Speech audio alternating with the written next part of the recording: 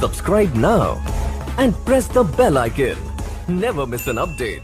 Hello दोस्तों, स्वागत है आप सभी का आपके अपने YouTube चैनल टेक एग्जाम 2.0 में। दोस्तों, आप लोग देखें कि ये क्लास 10 NCERT मैथ का जो बैच चल रहा था, यानी कि जो सीरीज चल रही थी, इसकी आज ये देखिए 12 क्लास इसकी हो चुकी हैं और ये आपकी ये 13 नंबर की क्लास, यानी कि ये आपकी 12 के बाद 13 नंबर की क्लास है। और इसमें आपने जो 12 पढ़े हैं उसमें आपका फर्स्ट लेक्चर था रियल नंबर्स, दूसरा नंबर बहुपद पर था बेस्ड है पूरा, यानी कि आपका पॉलिनोमियल्स, और थर्ड यानी कि जो चैप्टर आपका चला था वो आपका चला था लाइनर इक्वेशन, यानी pair of liner equation in 2 variables. और इसकी देखिए आपको कई सारे पार्ट दे चुका हूं मैं, यानी कि पार्ट 2 पार्ट नहीं, इसके 3 पार्ट हो चुके हैं ओवरऑल, यानी कि ओवरऑल ये आज आपकी चौथा पार्ट है। और इसमें आपने फर्स्ट पार्ट से देखा सब्स्टिट्यूशन मेथड देखा था, और उसके बाद एलिमिनेशन मेथड देखा था, और ये आज इसका क्रॉस मल्टीप्लिकेशन मेथड यानी कि वज्र गुणन विधि मेथड आप यहाँ पर सीखेंगे। फ्रेंड्स, आपको फिर मैं एक बार कहता हूँ कि आप चैनल को मैक्सिमम शेयर कर दीजिए और वीडियो को अपने सभी दोस्तों के पास पहुँचा दीजिए। और फिर हम अपना स्टार्ट करते हैं। आपको एक भी देखिए सोच से भी ज़्यादा आपके ये सरल होगा, यानी कि आपने जो थंबनेल में देखा था कि सोच से भी ज़्यादा सरल, तो सोच से भी ज़्यादा ये आपका आसान होने वाला है ये, यानी कि जो आज मैं आपको कॉन्सेप्ट बताऊंगा। आप यहाँ पर देख सकते हैं थंबनेल लगा हुआ है हमारा, और आपसे मैं एक सलाह दे देता हूँ कि जो मैंने बैकग्राउंड डिजाइन किया है ये आपको कैसा लग रहा है ये आपको बताना है। ये करने में बहुत मेहनत लगी है, बस आपको पसंद आए इसलिए मैं ये सब करता हूँ कि थोड़ा आपको अट्रैक्टिव दिखना चाहिए वीडियो में। आप तो आपसे इसका आप कमेंट बॉक्स में अपना जवाब दे सकते हैं कैसा लग रहा है, क्या क्या कमी, अगर कोई कमी है तो आप सजेशन दे सकते हैं, मैं उसे दूर करने की कोशिश करूंगा। अगर अच्छा लग रहा है तो आप अपने हिसाब से दे सकते हैं उसके लिए कि अच्छा है खराब है, कुछ भी आप अपने हिसाब से दे सकते हैं। वीडियो को मैक्सिमम शेयर कर दी और सभी लोग लाइक कर दीजिएगा, और चैनल पे देखिए जो नए जुड़ेगा चैनल को सब्सक्राइब अवश्य कर लेगा, जिससे कि हमारी आप तक हर वीडियो को नोटिफिकेशन पहुंच सके, यानी कि आपके पास मेरी हर वीडियो सबसे पहले आप देखेंगे अगर आप मेरा चैनल सब्सक्राइब किए हुए होंगे तो देखिए आज आपका जो यानी कि लेक्चर बेस्ड है मैंने आपको बता दिया, यानी कि रैखिक समीकरण युग्म, यानी कि 2 चर वाले रैखिक समीकरण युग्म, इस चैप्टर का जो आज की लास्ट विधि बची हुई, लास्ट मेथड आपको बचा हुआ है क्रॉस मल्टीप्लिकेशन, इसी के बारे में ये लेक्चर पूरा बेस्ड है। आपने देखा था हमने कंटिन्यू आपको वीडियो दी है, बीच बीच में हमने कई जगह पर यानी कि जो आपका शेड्यूल था उस शेड्यूल में वीडियो नहीं दे पाए, जैसे कि पिछले कई 2 या 3 लेक्चर मैंने आपको नहीं दिए हैं, तो उसके लिए सॉरी। तो मैंने ओवरऑल बोल ही दिया था क्योंकि कुछ काम पड़ जाता है, इस वजह से मैं नहीं दे पाता हूँ वीडियो। तो आज का जो लेक्चर है तो चलिए अपने लेक्चर को शुरू करते हैं। और इस लेक्चर में कोई कॉन्सेप्ट नहीं, सीधे आपको क्वेश्चन बताऊंगा, क्वेश्चन में ही आपका कॉन्सेप्ट छुपा हुआ होगा। तो चलिए हम अपने क्वेश्चंस को, अपने एक्सरसाइज जो आपकी अगली है उसको स्टार्ट करते हैं।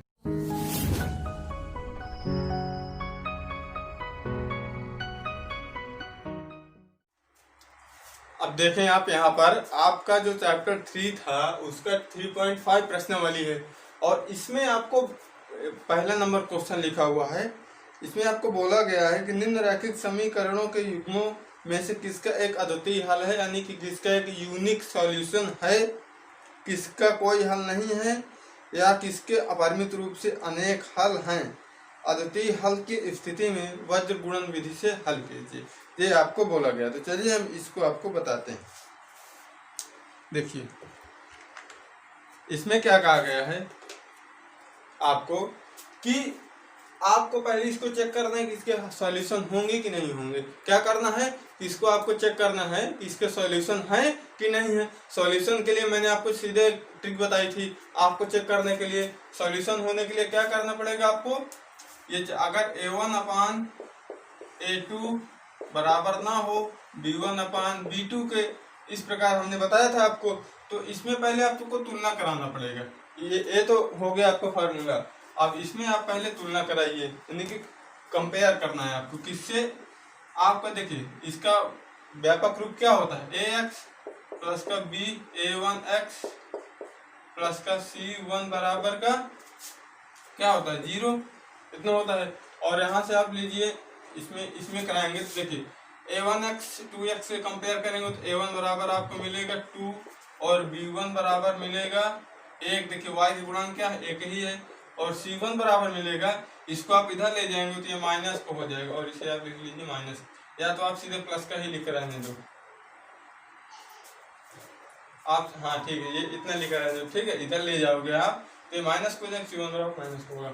और यहाँ पर आप A2x प्लस B2y प्लस का C2 बराबर 0 से कंपेयर करिए तो A2 बराबर यहाँ क्या मिलेगा, 3 मिल जाएगा, ठीक है। और यहाँ से B2 बराबर क्या मिलेगा, 2 मिल जाएगा। और C2 बराबर माइनस का 8 मिल जाएगा, ठीक, क्योंकि इधर ले जाएंगे तो माइनस का हो जाएगा। ये हो गया। इनसे आप कंपेयर करिए, A1x से 2x का जब कंपेयर किया जाता है तो x कट जाएगा तो A1 बराबर 2 ही मिलेगा। इस प्रकार कंपेयर होता है, यानी कि x के गुणांक के साथ x वाले को कंपेयर और y के गुणांक के साथ y वाले को कंपेयर किया जाता है। अब आपको मैंने बताया था कि अगर A1 इस प्रकार A1 upon A2 does not equal to B1 upon B2 के ये बराबर ना हो तो इसका एक अद्वितीय हल होगा। तो इसमें क्या होगा, चेक कर ले हम अद्वितीय हल है कि नहीं है। तब आपको क्या करना है, देखिए इसमें A1 रखना है 2 बटे A2 कितना है, A2 3, B1 कितना है 1 और B2 कितना है 2, यानी कि देखिए इसका क्या है, बराबर है, बराबर नहीं है, अतः एक इसका हल इसका एक अद्वितीय हल है। जब इसका अद्वितीय हल है तब क्या होगा, अब इसको सॉल्व करेंगे। आप कैसे सॉल्व करेंगे चलिए हम बताते हैं।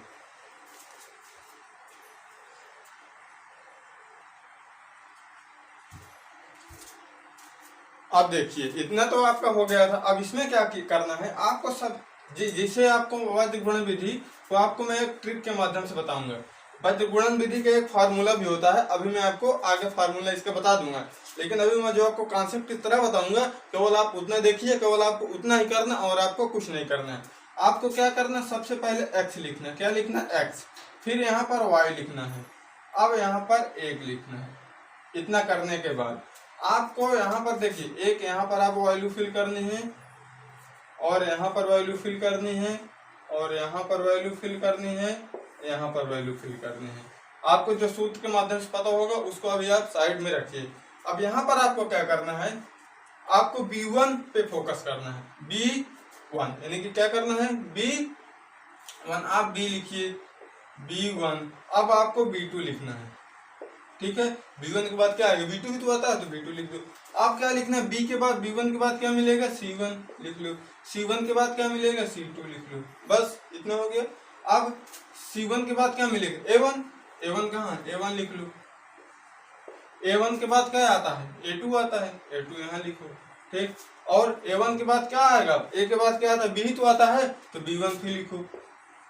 और B1 के बाद क्या मिलेगा आपको, B2 मिलेगा। इस प्रकार बस आपको इतना ही करना और आपको कुछ भी नहीं करना है। अब इसी से फार्मूला बन जाएगा। अब यहीं पर आपको केवल वैल्यू फिल करना है, बाकी आपका आंसर तुरंत आ जाएगा। अब यहाँ पर देखिए x, अब आपको B1 लिखना है, B1 कितना है 1 और B2 कितना है 2, ठीक है।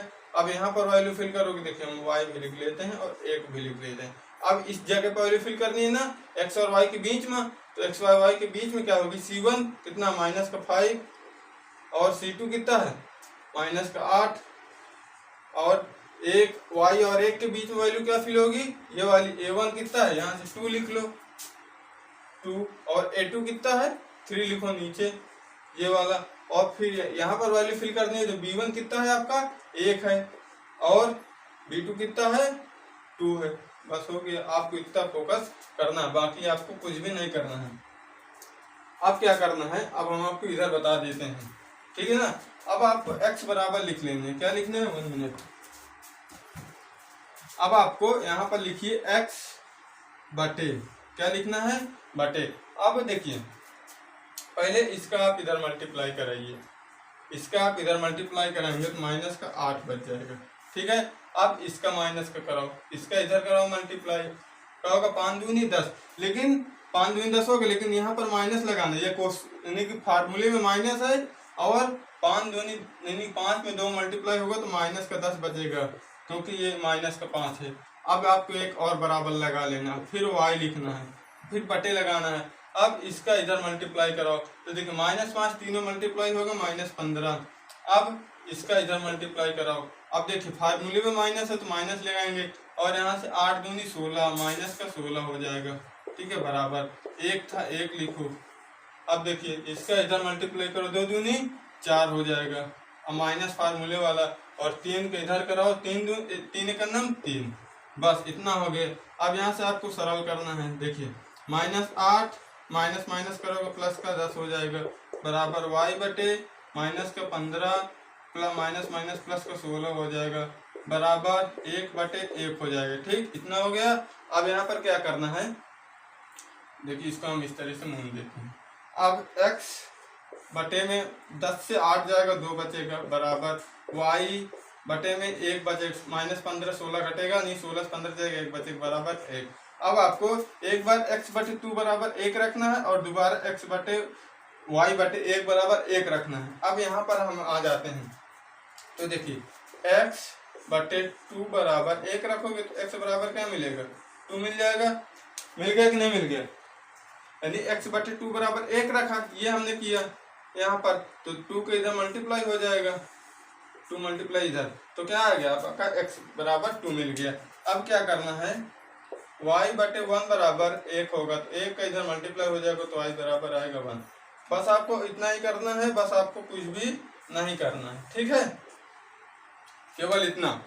अब यही आपका आंसर है। अब इसको जो क्वेश्चन था ना, आपको सामने यही करना है, बस आपको कुछ नहीं करना है। आपको करना क्या है, चेक कर लेना है कि इसके सॉल्यूशन निकलेंगे कि नहीं निकलेंगे। हमने पिछले वीडियो में तो बता दिया है कब सॉल्यूशन निकलता है, कब सॉल्यूशन नहीं निकलना है। इसके फर्स्ट पार्ट में हमने बताया था सब, फर्स्ट सेकंड पार्ट में भी हमने इसको कुछ ना कुछ डिफाइन किया। फर्स्ट या सेकंड पार्ट में आप शुरू से देखेंगे तो आपको मिल जाएगा, आप जान जाएंगे कैसे क्या होगा। और बाकी तो वीडियो इसके नीचे लगे हुए हैं, आप फर्स्ट पार्ट से देख लीजिए, वरना तो आपको कंफ्यूजन तो होगा ही, क्योंकि हम पढ़ाते चले आए हैं, दोबारा बताएंगे तो दिक्कत होती है। तो इतना हो गया। अब आपको जो फार्मूला मैंने बताया था ना, केवल इतने से इतना आपको हो गया। इसका आप स्क्रीनशॉट लेना चाहते हो तो ले लीजिए। x का मान 1 है, y का मान 1 ओ x का मान 2, y का मान 1 है, तो इसका आप स्क्रीनशॉट ले लीजिए और हम बताते हैं इसका फार्मूला क्या होगा। अब आप यहाँ पर नजर मारेंगे, जो आपका मैं फार्मूला अभी फार्मूला चिल्ला रहा हूँ ना, आप सीधा फार्मूले पे अप्लाई करके देख सकते हैं। x लिखा था, x लिखोगे, आप b1 का इधर मल्टीप्लाई कराओगे तो होगा क्या, b1 c2 होगा, माइनस लगाना है, ये फार्मूले का माइनस, इसका इधर कराओ तो ये हो जाएगा b2 c1, ठीक, बराबर लगेगा। अब ये y लिखा, y लिखो, बटे लगाना है आपको, c1 का a1 में मल्टीप्लाई करना तो हो जाएगा c1 और a2 माइनस। अब आपको इसमें इधर मल्टीप्लाई करना, c2 का a1 में तो हो जाएगा c2 a1। अब देखिए बराबर 1 को 1 लिखा था, बटे लगाना है। अब देखिए ये यहाँ पर मैं लिख रहा हूँ, ठीक है ना, इसका इधर मल्टीप्लाई कराओगे तो होगा तो a1 और b2 मिलेगा, और इसका इधर मल्टीप्लाई कराओगे -a2 b1, ये माइनस फार्मूले में ही है, ठीक है, ये आपका फार्मूला होता है। हम इसको इरेज कर रहे हैं तो आप समझ जाएंगे। ये अब आपका ये फार्मूला है, आप सीधे इसे ही अप्लाई करके लगा सकते हैं अगर ये आपको याद हो तो। अगर याद नहीं है तो अभी हम एक और उदाहरण बताएंगे, उससे आपको क्लियर हो जाएगा। x बटे b1 c2 minus b2 c1, y बटे c1 a2 माइनस का c2 a1 बराबर 1 बटे a1 b2 minus a2 b1, ये आपका होता है फार्मूला। अब इसमें रख के आप मान निकाल सकते हैं। तो चलिए अभी हम एक क्वेश्चन इसका और आपको बता देते हैं। ये आपका सेकंड नंबर क्वेश्चन था, फर्स्ट नंबर का सेकंड नंबर क्वेश्चन था, ठीक है। अब देखिए एक क्वेश्चन हमने और ले लिया है, क्वेश्चन नंबर फर्स्ट का फोर्थ नंबर क्वेश्चन है, आपको नीचे भी मिल जाएगा। अब इसमें भी आपको सेम वही कॉन्सेप्ट अप्लाई करना है, और इंस्ट्रक्शन में इसमें बोल दिया था अगर इसके हल हैं, यानी अद्वितीय हल हैं या इसके मतलब हल निकल रहे हैं, तो आपको इसको हल करना है बस जुगड़न विषय। हल नहीं निकल रहे हैं यानी कि इसके यानी कि इस जो ग्राफ इसका समांतर चला जा रहा होता है, एक भी हल नहीं निकलेंगे, और अगर एक ऊपर चढ़ जा रहे हैं दोनों लाइनें तो ये क्या हो जाएगा, यानी कि इसका परिमित रूप से अनेक हल हो जाएंगे। तो इसको हम पहले चेक कर लेते हैं इसके हल निकलेंगे कि नहीं निकलेंगे। तो देखिए पहले आप तुलना करा लीजिए, a1x प्लस का a1x b1y प्लस का c2 बराबर 0, इसमें वो c1 है, ठीक है। अब यहाँ देखिए a1 बराबर क्या मिलेगा, आपका 1 मिल जाएगा, क्योंकि x के साथ गुणांक 1 है, और b1 बराबर माइनस का 3 और c1 बराबर माइनस का 7, क्योंकि -7 है। अब इसमें आप तुलना कराइए, a2x प्लस b2y प्लस का c2 बराबर 0, ये व्यापक रूप होता है, यानी कि रैखिक बहुपद का ये व्यापक रूप होता है। तो यहाँ पर देखिए a2 बराबर क्या मिलेगा आपको 3, b2 बराबर क्या मिल जाएगा -3, और c2 बराबर मिल जाएगा -15। ठीक। अब इसमें क्या करना है आपको, A1 अपान A2 बराबर B1 अपान B2, ये आपको चेक करना। A1 रखो 1, A2 कितना है 3, does not equal to B1 कितना -3 और ये कितना -3। देखिए क्या ये बराबर है, बराबर नहीं है, 1/3 बराबर 1 मिल रहा है, नहीं कि ये बराबर नहीं है। तो क्या इसके एक अद्वितीय हल होगा, यहाँ पर लिख लेता है एक अद्वितीय हल होगा, इस प्रकार यहाँ लिख सकते हो। अब आपको बस वही सिस्टम अप्लाई कर देना जो आपका होता है। तो चलिए हम बता देते हैं क्या होता है आपका, x बटे नहीं लगाना है आपको, x और y लिखना है और 1 लिखना है, ये करवाया था मैं। अब यहाँ पर क्या लिखना है आपको, b1 b2, तो b1 मारो -3 और b2 कितना है -3, ठीक है। अब यहाँ पर क्या करना है, b के बाद आता है c, तो c1 यानी कि c1 की जगह पर क्या आएगा आपका वैल्यू -7 और c2 की जगह पर वैल्यू क्या मिलेगी आपकी -15। अब यहाँ पर c के बाद क्या आएगा, a आएगा, यानी कि ABC ही तीन ही तो यानी यहाँ पर है हमारे। तो यहाँ पर a यानी कि A1 कितना है 1 लिखो और A2 कितना है यहाँ से लिखो 3, ठीक। अब A1 के बाद क्या आएगा, फिर B आएगा, तो यहाँ पर B लिखो, B1 कितना है -3 और C1 कितना है वो B2, B1 के बाद B2 यहाँ पर आएगा -3, इतना हो जाएगा क्योंकि B2 -3 है। अब x बटे में लिखना, इसका इधर मल्टीप्लाई करना है, यानी ऐसे। तो क्या 3 का 15 मल्टीप्लाई होगा 45 होता है। अब चिन्ह में फोकस करो, माइनस प्लस हो जाए, कोई दिक्कत नहीं। अब ये फार्मूले वाला माइनस, अब 3 का 7 में मल्टीप्लाई होगा 3 7 21 होता है और माइनस से प्लस हो जाएगा तो कोई दिक्कत नहीं है, ठीक है। क्योंकि प्लस का है तो प्लस में माइनस मल्टीप्लाई होगा तो माइनस हो गया, क्योंकि फार्मूले में भी तो माइनस है। अब आपको बराबर लगाना है, यहाँ पर आपको बराबर नहीं लगाना है, नीचे बराबर लगाना है और y लिखना है, y बटे इसका इसमें मल्टीप्लाई करना, -7 का 3 में करोगे तो -21 आएगा। अब ये फार्मूले वाला माइनस और 15 1 में करो -15 है, देखिए यहाँ पर क्या -15 के 1 में करोगे तो देखिए -15 होगा और माइनस ये प्लस बना लेगा तो ये 15 हो जाएगा, क्योंकि -15 और फिर ये फार्मूले वाले -15 मल्टीप्लाई होगा तो प्लस बना लेगा। अब यहाँ पर बराबर लिखना है।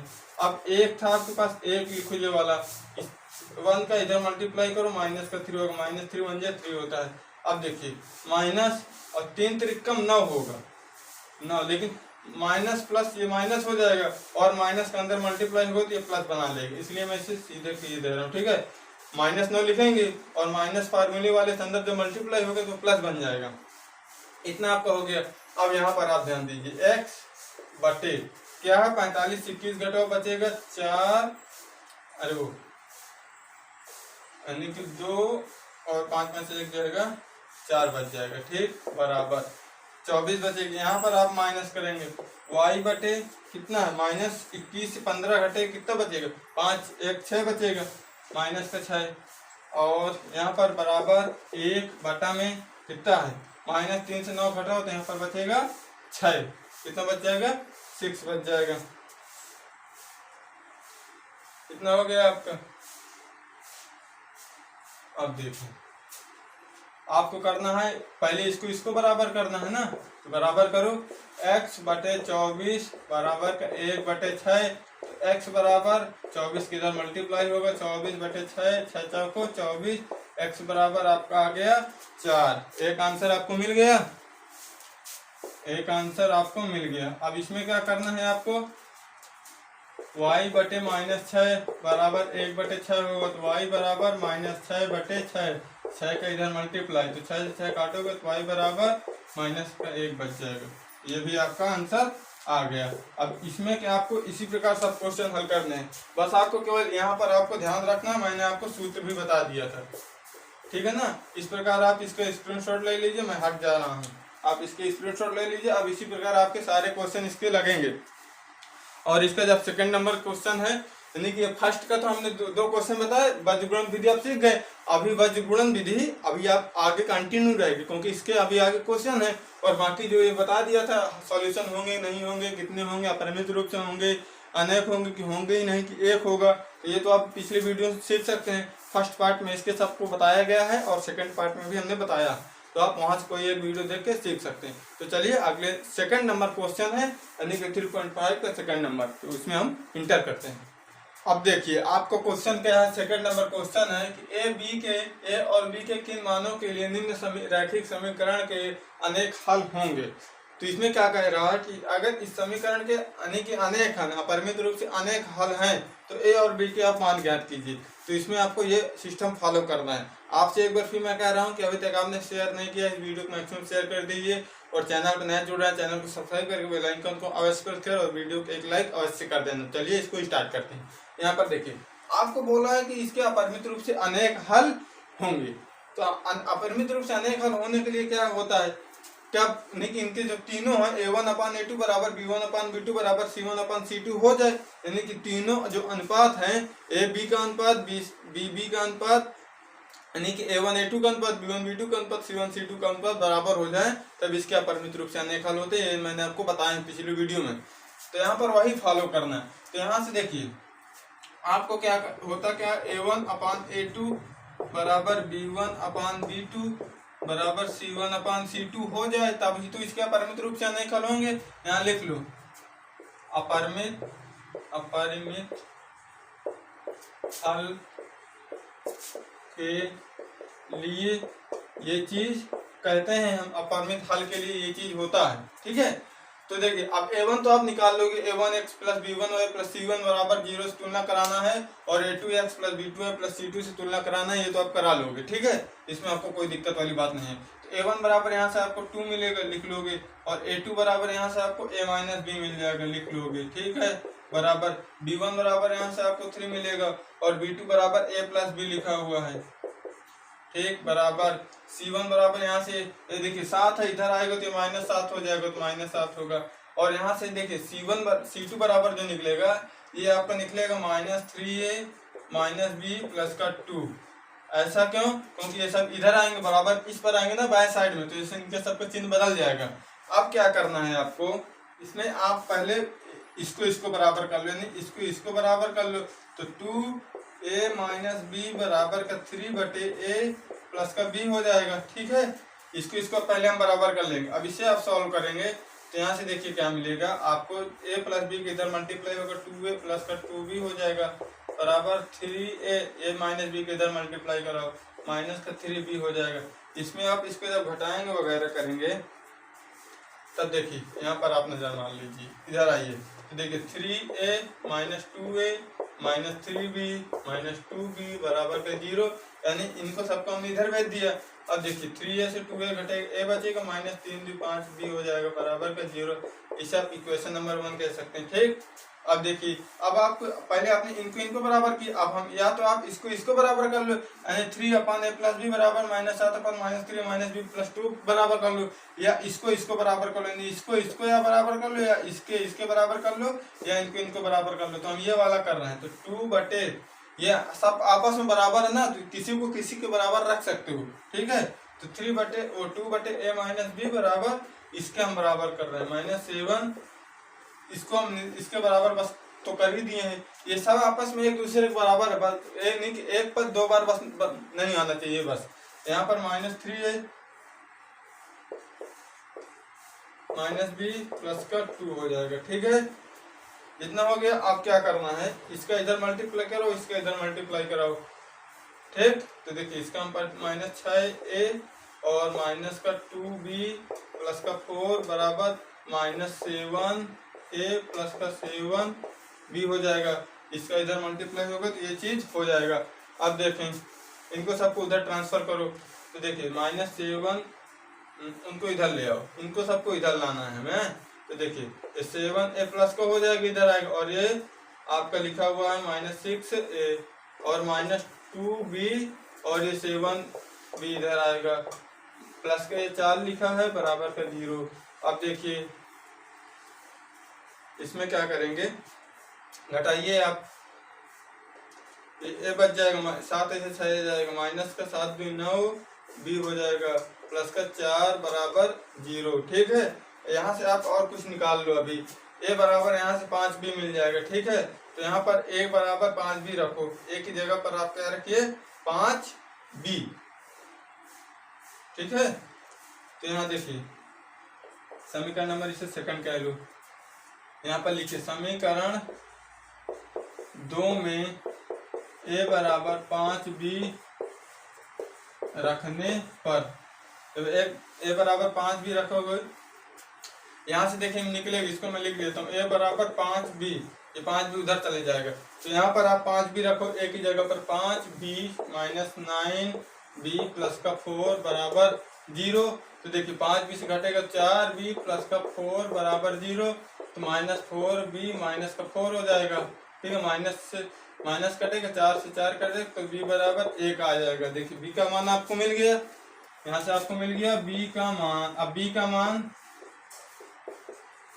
समीकरण 1 में रखने पर, यानी कि आप इक्वेशन नंबर 1 में b की वैल्यू पुट करेंगे, तो इक्वेशन नंबर 1 कहाँ है आपका, आपका ये है। तो a का मान तो आपको पता नहीं, -5 मल्टीप्लाई कितना है 1 बराबर का 0, a बराबर 5, आपका आंसर आ जाएगा बस। यानी कि जब आप b की वैल्यू 1 पुट करेंगे तो देन द वैल्यू ऑफ, यानी कि पुट करने के बाद, यानी कि आफ्टर पुटिंग b वैल्यू और a बराबर 5, यानी कि then the value of a बराबर 5, यानी कि a की जो आपकी वैल्यू हो जाएगी वो आपकी a बराबर 5 आ जाएगी। ये सब करने के बाद तो आप इसका स्क्रीनशॉट ले लीजिए और इसका सेकंड नंबर क्वेश्चन इसी प्रकार लगेगा। बट उसमें बोला क्या है कि इसके जो इसका हल होगा ना, एक भी नहीं होगा, यानी कि a/a2 बराबर b1/b2 बराबर नहीं है c1/c2 के, यानी कि इज नॉट इक्वल, यानी कि जो a1/a2 बराबर b1/b2 तो होगा, लेकिन जो b1/b2 है वो इक्वल नहीं होगा किसके, c1/c2 के, यानी कि उसमें ऐसा होता है a1/a2 बराबर b1/b2 is not equal to c1/c2। तो उसमें केवल k का मान निकालना है, तो इसको बराबर रख देना, बस मान आ जाएगा। इसके बराबर तो आप रख ही नहीं सकते हो, ठीक है ना, तो उसका भी मान आपका निकल सकता है। ठीक इसी प्रकार से तो आप इसका जो सेकंड नंबर क्वेश्चन उसको आप बड़ी आसानी से हल कर लेंगे। तो चलिए अपने थर्ड नंबर क्वेश्चन में हम बढ़ते हैं। अब देखिए आपका थर्ड नंबर क्वेश्चन क्या बोला है। थर्ड नंबर क्वेश्चन आपको स्वयं से करना होमवर्क के लिए है। बोला निम्न रैखिक समीकरणों के युग्म को प्रतिस्थापन एवं वज्र गुणन विधि से हल कीजिए, और बोला है कि किस विधि को आप अधिक उपयुक्त मानते हैं। यानी कि जो आपका लिखा है नीचे 8x + 5y = 9 और 3x + 2y = 4, इसको आपको वज्र गुणन विधि से, क्रॉस मल्टीप्लिकेशन मेथड से और सब्स्टिट्यूशन मेथड से हल करना है। और आपको नीचे अपना सजेशन देना है कि मुझे ये विधि ज़्यादा पसंद है, ठीक है ना, इसमें ये करना है और इसे आप कर लेंगे बहुत आसानी से। उम्मीद करता हूँ कि आपको जो मैं अभी तक कॉन्सेप्ट सिखाया हूँ उसके माध्यम से आप इसको हल कर सकते हैं। और ये पार्ट आप इतने डिटेल में मैंने जानकारियाँ दी हैं, इतनी तो आप कर ही सकते हो, तो इसको आप कर लेंगे। और आपका ये 4 नंबर क्वेश्चन है, इसमें बोला निम्न समस्याओं के में रैखिक समीकरणों के युग्म बनाइए और उनके हल यदि उनका अस्तित्व हो तो किसी बीज गणितीय विधि से हल कीजिए। यानी कि उनका आपको क्या बनाना है, नीचे क्वेश्चन दिए गए हैं आपको इनके यानी कि आपको बहुत समीकरण बनाने हैं, रैखिक समीकरण, और उसको भी आपको किसी एक विधि से हल करना जो आपको समझ में आए, ठीक है, ये करना। तो चलिए हम एक क्वेश्चन आपको बताते हैं, इसमें आपको हम इक्वेशन बना के दिखाते हैं। पहला नंबर क्वेश्चन है, 4 का फर्स्ट नंबर क्वेश्चन है, हम यहाँ पर लिख रहे हैं, ठीक है, 4 का फर्स्ट नंबर क्वेश्चन। इसमें बोला है एक छात्रावास के मासिक व्यय का एक भाग नियत है। एक छात्रावास के मासिक व्यय का एक भाग नियत है तथा शेष इस पर निर्भर करता है कि छात्र ने कितने दिन भोजन लिया है। जब एक विद्यार्थी ए को 20 दिन भोजन करता है 1000 रुपये छात्रावास के व्यय के लिए देता है, जबकि एक विद्यार्थी बी को जो 26 दिन भोजन करता है छात्रावास के व्यय के लिए 1180 रुपये अदा करने पड़ते हैं। नियत व्यय और प्रतिदिन के भोजन का मूल्य ज्ञात कीजिए। यानी कि बोला है कि एक छात्रावास यानी कि एक हॉस्टल है, उसमें जो नियत किराया है वो नियत किराया है, बाकी इस पर डिपेंड करता है कि लड़के ने कितने दिन भोजन लिया है। यानी कि नियत किराया का मतलब है चाहे आप जितने दिन रहेंगे इतना आपको फिक्स देना पड़ेगा, बाकी आप जितने दिन रहेंगे उतने हिसाब से आपको जोड़ना पड़ेगा। यानी कि एक एक्स्ट्रा चार्ज जिस हिसाब से होता है, तो एक्स्ट्रा चार्ज आपको मानना है। और इसमें निकालना है कि नियत व्यय और प्रतिदिन के भोजन का मूल्य ज्ञात कीजिए। तो यहाँ पर हम पहले एज्यूम कर ले, माना नियत व्यय, क्या कर ले, माना नियत व्यय, यहाँ लिखो माना नियत यानी कि जो फिक्स है, नियत व्यय, ठीक है, x रुपए है, यानी कि x रुपीज। और जो इसका प्रतिदिन का किराया और क्या है इसमें, यहाँ प्रतिदिन के भोजन का मूल्य, प्रतिदिन के भोजन का मूल्य, ठीक है, उसी आप y मान लो। अब देखिए ए द्वारा, अब ए आपके पास कोई एक अभी एक विद्यार्थी आ जाए,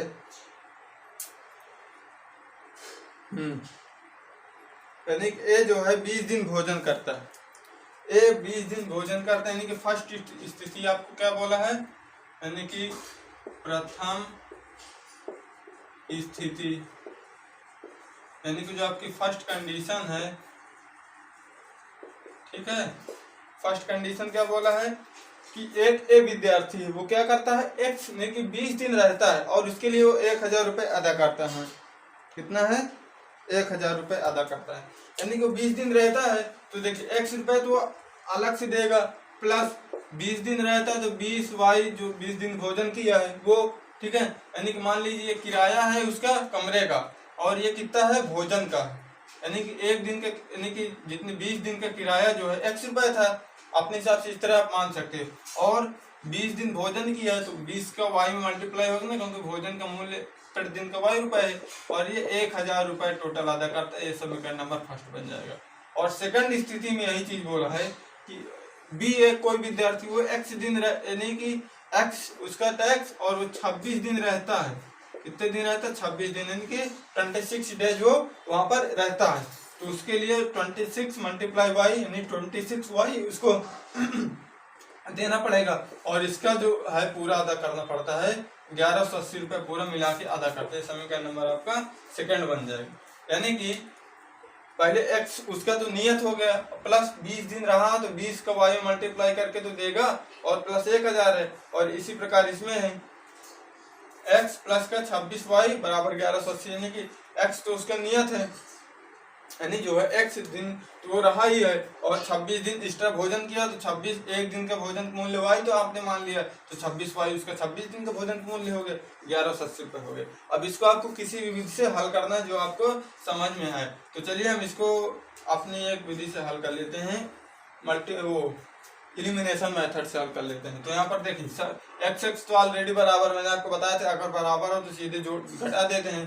अब घटाना है जोड़ना है इस पर निर्भर करता है कि जो बराबर आपको उसका यानी कि साइन कैसा है, अगर दोनों के साइन सेम है तो घटाना है, अगर दोनों के चिन्ह जो डिफरेंट है तो जोड़ना है, ठीक है, नहीं को जोड़ना है तो कुछ चिन्ह परिवर्तित होंगे नहीं, इसे आप घटाएंगे, यहाँ चिन्ह बदल जाएंगे, तो यहाँ लिखना है घटाने पर, ठीक है, अगर कोई प्रॉब्लम है तो बता दीजिएगा, घटाने पर तो ये चीज कट जाएगा। अब 20 से -26 घटाइए तो माइनस का 6y बच जाएगा बराबर, ठीक है, और यहाँ से देखिए 1000 से 1180 घटेगा, माइनस के 180 बचेगा, तो y बराबर -180 घटे -6 36 18 माइनस माइनस कट जाएगा, तो y बराबर आपका 30 आंसर आ गया। y का मान कितना आ गया, यानी कि एक दिन के भोजन का मूल्य 30 रुपये था, ठीक है, और y का मान समीकरण 1 में रखो, y बराबर 30 समीकरण 1 में, यानी कि इक्वेशन नंबर 1 में या 2 में किसी में आप वैल्यू पुट कर सकते हो y की, यहाँ लिखने रखने पर, ठीक है, x प्लस 20 मल्टीप्लाई कितना है 30 बराबर 1000, x प्लस 3 दूनी 600 बराबर 1000, x बराबर 1000 माइनस 600, x बराबर 400, आपका आंसर आ जाएगा। आप इस प्रकार कह सकते हैं कि जो आपका 26 दिन का यानी कि जो आपका किराया है वो 400 रुपये है। अभी आप कहेंगे मान लीजिए आप पढ़ते होंगे बाहर, कोई आपके भाई बहन पढ़ते होंगे, अगर वो कहीं रूम लिए हुए हैं किराए पर, तो अगर वो 1 महीना रहेंगे तो उनको पूरा भाड़ा देना पड़ेगा, अगर 10 दिन रहेंगे तो पूरा भाड़ा 1 महीने का देना पड़ेगा। वही उसी प्रकार आप मान लीजिए कि 1 महीना वो बंदे किराए के लिए 400 रुपये तय किए थे, लेकिन वो 20 दिन में चला गया पापा ए वाला, तो 400 तो उसे देना पड़ेगा ना, लेकिन खाने का जो है उस रूम में जिस दिन रहा है उसका तो 20 रुपये के जोड़ के हिसाब से देना, नहीं कि 20 दिन का ही तो देना पड़ेगा वहां पर, नहीं खाना तो 20 दिन का ही तो देना पड़ेगा, लेकिन किराया उसे नियत किराया जो है कि भैया चाहे 1 महीना चाहे 10 दिन आपको 400 रुपये देना ही पड़ेगा। बाकी इस पर निर्भर करता है कि आपने कितने दिन खाना खाया है। इसी प्रकार इसमें भैया तुम 6 महीने रहो, 1 साल रहो, कुछ दिन भी रहो, अगर आपने खाना खाया 26 दिन था तो 26 दिन का आपको खाना खाया तो खाना देना पड़ेगा, लेकिन 400 रुपये अलग से आपको देना पड़ेगा, क्योंकि जो नियत है उसका किराया चेंज नहीं होगा। अब आप इसके उत्तर की जांच करना चाहते हो तो कर सकते हैं। देखिए 30 और 4 3 12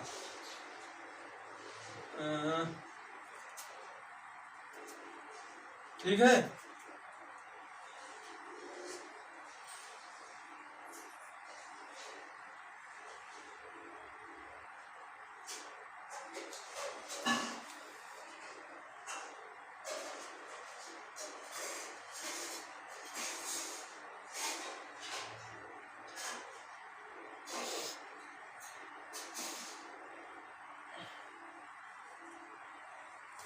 अगर आपको इसके उत्तर की जांच करना चाहते हैं तो x की जगह पर आप 400 रखिए, 400 और प्लस 20 मल्टीप्लाई 30 रखो। देखिए 400 प्लस का 600 बराबर 1000। आपका आंसर आ रहा है कि नहीं आ रहा है? इस प्रकार आप इसमें रखेंगे तो आपका आंसर आएगा। तो आई होप आपको ये क्वेश्चन समझ में आ गया। अगर आपको क्वेश्चन समझ में आया तो इसको एक मैक्सिमम लाइक कर दो और अपने दोस्तों के पास इसको ज़्यादा से ज़्यादा पहुंचा दो। देखिए मैक्सिमम लाइक बोल दिया, यानी ज़्यादा से ज़्यादा आपको लाइक पहुंचाना है और एक बंदे को एक बार ही लाइक करना है, 2 बंदे का डिसलाइक हो जाएगा। समझ गए नहीं आप? और चैनल को सब्सक्राइब कर लीजिए। चलिए अगला क्वेश्चन हम आपको यहीं पर बता देते हैं खड़े खड़े। देखिए अगला क्वेश्चन आपको क्या बोला है कि 1 भिन्न 1/3 हो जाती जब उसके अंश में 1 घटाया जाता, और वह 1/4 हो जाती जब उसके हर में 8 जोड़ा जाता। देखिए इस तरह क्वेश्चन हमें पिछले वीडियो में बताए हैं, वहां से आप इसको ले सकते हैं। इतने तो आप सीख गए होंगे, इतने दिन से वीडियो को हम स्टार्ट किए हुए हैं। तो आपको जो पार्ट इसका 3rd है वहां आप जाएंगे, वहां पर आपको मिल जाएगा। ठीक है, वहां से आप इस वाले क्वेश्चन को कर लेंगे और इसकी पीडीएफ हमने फर्स्ट लेक्चर में दे दी है, वहां से आप पीडीएफ भी डाउनलोड कर लेंगे। और इसकी थोड़ा सा मैं हिंट दे देता हूँ।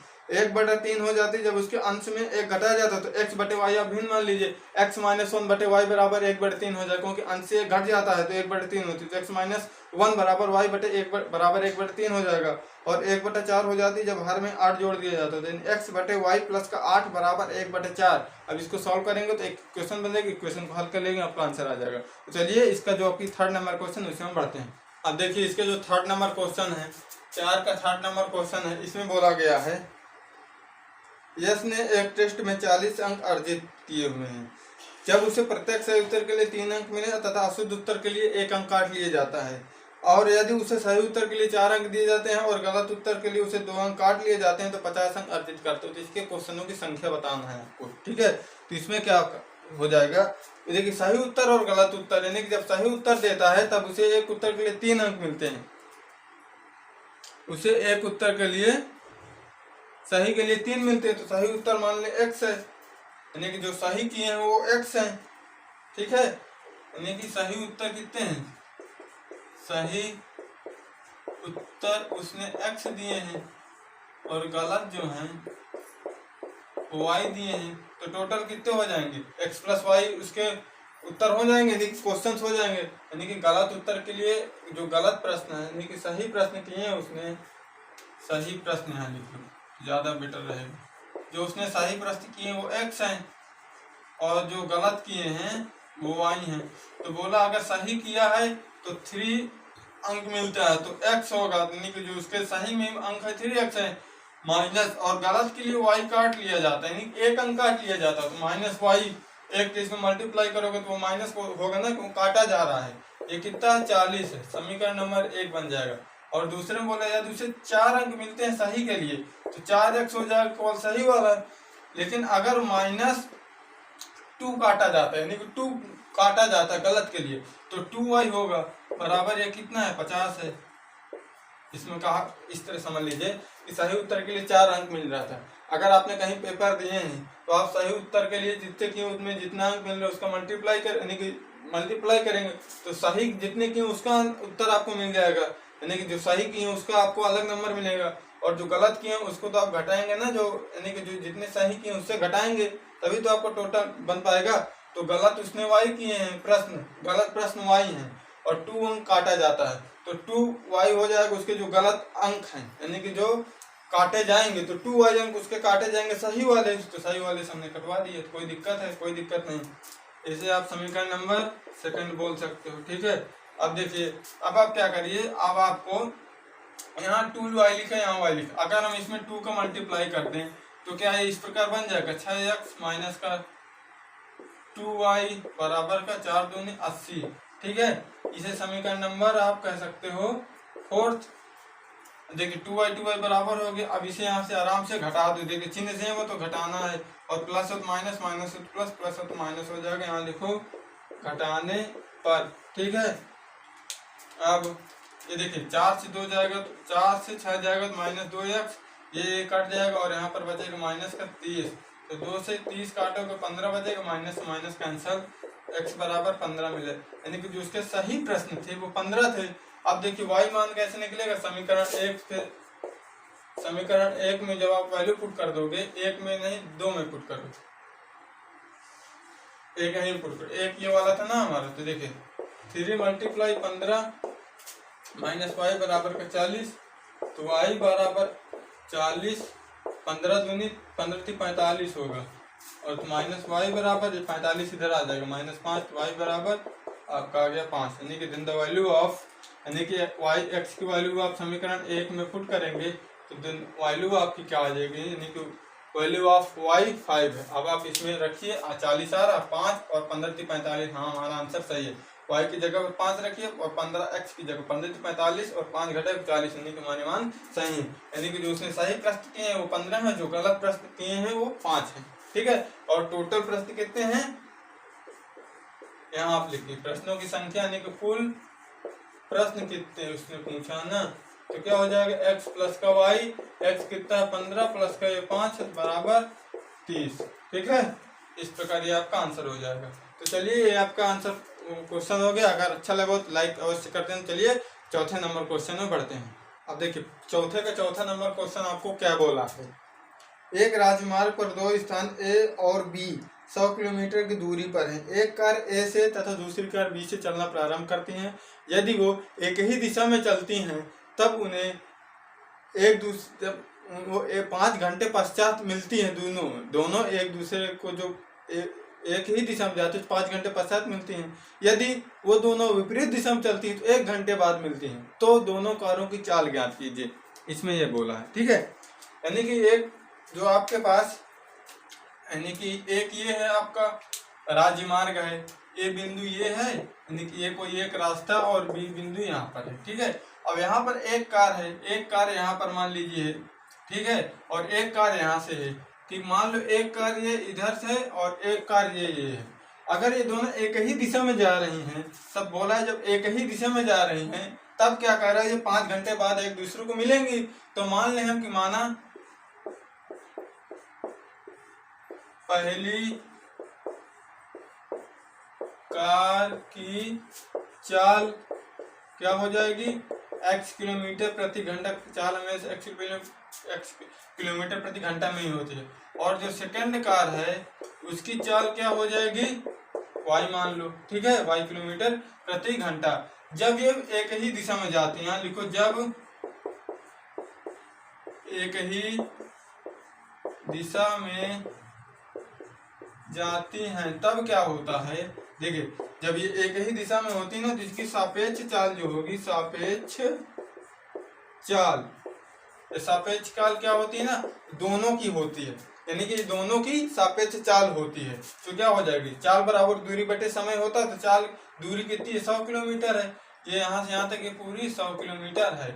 और समय कितना लगा था, इनको 5 घंटे लगा था। यानी कि जब ये दोनों यहाँ से एक चल दी और एक यहाँ से चल दी तब इन्हें 5 घंटे बाद यहाँ पर कहीं मिली होंगी आगे चल के। और जाहिर सी बात है कि इसकी चाल ज्यादा रही होगी, इसकी चाल कम रही होगी, तभी तो ये जाके इसको यहाँ पर कहीं पर मिलेगी। और इनका जो टोटल टाइम लगा ना 5 घंटे का टाइम लगा है। और जो इनकी सापेक्ष चाल होती है ना, अगर एक ही दिशा में जाती है तो चालों को हमेशा माइनस किया जाता है। क्या किया जाता है, माइनस। जब ये एक ही दिशा में जाती हैं तो चालों को हमेशा माइनस किया जाता है, यानी कि चाल को हमेशा घटा दिया जाता है। जब ये विपरीत दिशा में जाती हैं तब चाल को हमेशा जोड़ दी जाती है। और जब ये विपरीत दिशा में जाएगी, जब विपरीत दिशा में जाएंगी तब इनको क्या कहता है, 1 घंटे बाद मिलती है। यानी कि एक इधर से जा रही है तो ये अब इधरे से आ जाएगी, तब ये दोनों कहीं बीच में मिलेंगी, तब इनकी सापेक्ष चाल क्या हो जाएगी, सापेक्ष चाल। तो इनकी क्या 100 और बटे 100 यानी कि 1 घंटे पश्चात, तो 1 घंटा हम लिखो 1, ठीक है। तो इनकी x प्लस का y हो जाएगा बराबर 100। ये समीकरण नंबर सेकंड बोल दो, ये समीकरण नंबर 1 है। अब यहाँ लिखो समीकरण 1 एंड 2 से, यानी कि इक्वेशन नंबर 1 एंड 2 से कितना, x माइनस वाई बराबर का 20 है और x प्लस का y बराबर का 100 है इतना। अब इनको आप देखिए प्लस चिन्ह विपरीत है ना, तो जोड़ दो, यहाँ लिखना है जोड़ने पर। आपको केवल इतना पता होना चाहिए कि जब सापेक्ष चाल होती है, जब एक ही दिशा में जाते हैं तो यानी चाल हमेशा माइनस हो जाती है, जब विपरीत दिशा में जाते हैं चाल हमेशा जुड़ जाती है। तो चाल चाल चाल बराबर चाल ही लिखा गया। सापेक्ष चाल कितनी हो जाएगी, इनकी 100 होगी, क्योंकि 100 दूरी है और घंटा 1 लग रहा है, क्वेश्चन में दिया गया है। तो यहाँ से हो जाएगा 2x बराबर का 120, क्योंकि जुड़ा है, तो x बराबर 60, ठीक है। अब x का मान समीकरण 1 में रखने पर, समीकरण 1 कहाँ, ये है 60 माइनस वाई बराबर का 20, तो 60 माइनस 20 बराबर y बराबर 40। और अभी मैंने आपको बोला था कि जो एक की चाल होगी, पहली कार की चाल होगी, वो हमेशा ज्यादा होगी, सेकंड वाले की कम होगी, क्योंकि तभी तो ये जाके इसको छुएगी। तो x का मान 60 किलोमीटर प्रति घंटा, यानी पहली कार की चाल 60 किलोमीटर प्रति घंटा, और y की मान है 40, यानी कि सेकंड कार की चाल 40 किलोमीटर प्रति घंटा। और इनको आप जोड़ेंगे तो 60 40, देखिए 100 आ रहा है, यानी 1 घंटे ये ली और 1 घंटे ये ली, यानी 1 घंटे में जिनका सापेक्ष, यानी कि एक ही दिशा एक ही बार में तो चलिए, जो इनका सापेक्ष टाइम है 1 घंटा होगा टोटल, और 1 घंटे में 100 किलोमीटर की दूरी कवर कर लेंगे दोनों जब मिल के, ठीक है। तो इस प्रकार से अभी क्वेश्चन आपका सॉल्व हो गया। अगर मेथड पसंद हो तो एक लाइक अवश्य कर दें। चलिए अगले क्वेश्चन में बढ़ते हैं। अब देखिए आपका जो 4 का 5वां नंबर क्वेश्चन है, ये आपका क्वेश्चन क्या बोल रहा है, एक आयत का क्षेत्रफल 9 वर्ग इकाई कम हो जाता है यदि इसकी लंबाई 5 इकाई कम कर दी जाती और चौड़ाई 3 इकाई बढ़ा दी जाती है। इतना हुआ। यदि हम लंबाई को 3 इकाई और चौड़ाई को 2 इकाई बढ़ा दे तो क्षेत्रफल 67 वर्ग इकाई बढ़ जाता। आयत की विमाई ज्ञात कीजिए। यानी कि आपका एक क्षेत्रफल है और इसकी लंबाई और चौड़ाइयाँ होती हैं। मान लो आपके पास एक ऐसा आयत है और इसकी मान लो ये क्या लंबाई हो जाएगी, ये क्या हो जाएगी, चौड़ाई हो जाएगी। यानी ये लंबाई आपकी है और ये चौड़ाई, यानी कि ब्रेड्थ है और ये लेंथ है। तो बोला लंबाई जो है इसका क्षेत्रफल बोला है, इसका क्षेत्रफल कितना हो जाता है, 9 वर्ग इकाई कम हो जाता है। यदि इसकी लंबाई 5 इकाई कम कर दी जाती तो लंबाई और चौड़ाई पहले हम एज्यूम कर ली। तो लंबाई क्या हो जाएगी, माना ये अपनी तरफ से एज्यूम कर लेना, माना लंबाई क्या है x है इकाई यानी यूनिट, और जो चौड़ाई है वो y यूनिट हो जाएगी। तो इसका क्षेत्रफल क्या हो जाएगा, क्षेत्रफल होता है आयत का लंबाई गुना चौड़ाई, तो x y हो जाएगा। अब बोला है क्वेश्चन में पहले बोला है यदि इसका क्षेत्रफल जो है नहीं कि 9 वर्ग इकाई कम हो जाता है, यदि इसकी लंबाई 5 इकाई कम कर दी जाती है और चौड़ाई 3 इकाई बढ़ा दी जाती है, यानी कि इसकी जो लंबाई है 5 इकाई कम कर दी जाती है, यानी x माइनस 5 हो जाता है, और चौड़ाई को y प्लस का 3 इकाई बढ़ा दी जाती है। तो जो इसका क्षेत्रफल आगे देखिए, नई लंबाई क्या बन जाएगी आपकी x माइनस 5 और नई चौड़ाई x प्लस का 3 बन जाएगी। तब इसका क्षेत्रफल क्या होगा, लंबाई गुना चौड़ाई, और x y से 9 वर्ग इकाई कम हो जाता है। यानी कि बोला है कि 9 वर्ग इकाई क्षेत्रफल आप कम हो जब इसकी लंबाई 5 इकाई कम कर दी जाती और 3 इकाई चौड़ाई को बढ़ा दिया जाता है। तो ये इतना हो जाएगा। अब इससे थोड़ा सा आप सरल करो, देखिए x का इधर मल्टीप्लाई हो गया, xy हो जाएगा, y के इधर मल्टीप्लाई करो, और माइनस का 5y प्लस का 3 का हो जाएगा 3x, माइनस का 15 बराबर xy माइनस का 9। अब देखिए इनको सबको यानी कि इधर ले आओ, तो xy माइनस का यानी 3x प्लस का, और ये माइनस 5y माइनस का 15 माइनस xy प्लस का 9 हो जाएगा बराबर 0। अब यहाँ देखिए xy से xy ये कट जाएगा, और ये लिखा है 3x माइनस का 5y माइनस 15 से 9 घटाएंगे तो बचेगा माइनस का 6 बराबर 0 है। समीकरण नंबर 1 मान लो। अब देखो अब दूसरा स्थिति बोलिए, यानी कि सेकंड कंडीशन है, यदि हम लंबाई को 3 इकाई और चौड़ाई को 2 इकाई बढ़ा दें। यदि हम लंबाई को 3 इकाई और चौड़ाई को 2 इकाई बढ़ा दें, यानी लंबाई को 3 इकाई और चौड़ाई को 2 इकाई बढ़ा दें। यानी कि बोला है कि आप जब लंबाई को यानी कि बढ़ा दें और y प्लस का 2, यानी कि लंबाई को 3 इकाई और चौड़ाई को 2 इकाई बढ़ा दे तो इसका क्षेत्रफल ऑब्वियसली बढ़ जाएगा। इसका क्षेत्रफल x प्लस का y यानी कि 67 वर्ग इकाई बढ़ जाता पहले से। ये देखिए, पहले अगर x ही आता, लेकिन इसमें तो थोड़ा सा बढ़ा भी है तो उतना बढ़ गया। अब इसको मल्टीप्लाई कर लो इसी प्रकार, और ये 3y और 2x प्लस का 2×3 y किधर करा फिर 2 का करा बराबर xy प्लस का 67। इनको सबको इधर ले आओ, ठीक है। ऐसे ऐसे या तो काट दो। देखिए xy से xy काट जाएगा तो हो जाएगा 2x प्लस का 3y और 67 प्लस का 6 माइनस का 67 बराबर का 0 है। यहाँ देखिए 3x प्लस का 3y और यहाँ देखिए 67 6 घटेगा, ये 2x है, यहाँ पर 2x है, ठीक है। और इसको घटाओगे तो यहाँ बचेगा x बराबर का 0। अब देखिए इसको आपको हल करना है। इसको कैसे हल करना है, हम इसको इस विधि से हल करते हैं, वज्र गुणन विधि। एक बार हम और हल कर लेते। देखिए x y 1 करोगे, अब देखिए आपको लिखना a1 b1 अपान b2, यहाँ से माइनस का 5 और ये 3 लिखो, ये समीकरण नंबर आपका सेकंड हो जाएगा, ठीक है ना। b1 b2 और यहाँ से c1 c2 यानी कि माइनस का 6 और यहाँ से माइनस 61 लिख लो। अब a1 a2 3 2 लिखो और फिर b1 b2 -5 और 3 लिख लो, ठीक है। अब देखो इनको क्या करना, अब हम यहाँ आ जाते हैं x बटे, देखिए 5 के इधर मल्टीप्लाई हो गया 61 में तो हो जाएगा ये 5 का 30 और 305, ठीक है। और 36 18, देखिए माइनस माइनस ये प्लस हो जाएगा बराबर y है, y लिखो। अब देखिए 6 दूनी 12 माइनस का 12 और 3 का 36 18 183, ये प्लस हो जाएगा, ठीक है। 3 का 18 और माइनस क्वेश्चन जो फार्मूले में है, और ये माइनस तो प्लस बन जाएगा, और ये हो गया ये हो गया ये होगा। अब इसका इधर को 3 3 कम 9 और ये माइनस 5 दूनी 10 माइनस को होगा, लेकिन ये प्लस हो जाएगा, ठीक है।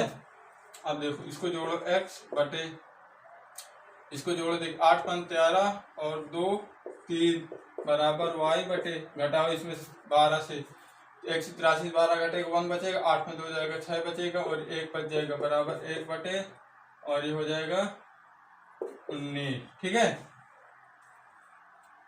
ये इतना हो गया। अब देखो आपको क्या करना, x बटे 323 बराबर 1 बटे 19। तो देखिए x बराबर 323 बटे 19, देखिए 19 का पहाड़ा आप पढ़िए, 19 से करना 19 होता है, लेकिन बचे कितना 13 133, और यहाँ से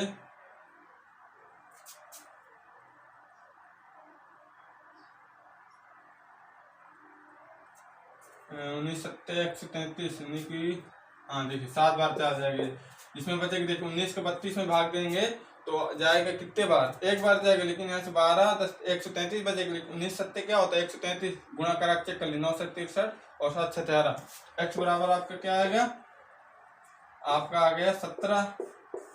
अब देखो, अब इसी प्रकार आप y बराबर करेंगे 161 बराबर 1 बटे 19, 19 नहीं 161 कितनी बार में होता है, देखिए 71 बचेगा यार लगता है, 8 में 7 जाएगा, ये होगा। देखिए 12 है, लेकिन इससे इस प्रकार लिख के घटाओगे तो 1 बचेगा और 8 में से 1 जाएगा 7, 171, यहाँ से होगा 171, ठीक है। वही तो कंफ्यूजन, तो 19 नहीं 171, y बराबर 9, ये आपका आंसर आ जाएगा, ठीक है। इसी प्रकार ये भी देखिए सवाल होगा, हम वज्र गुणन एक बार आपको हमने दोबारा बता दिया, वज्र गुणन विधि से हमने लगाया, बस आपको केवल इतना करना है कि x y की लेंथ मान लेना है, अब जो बढ़ा घटा रहा है उस हिसाब से, ठीक है।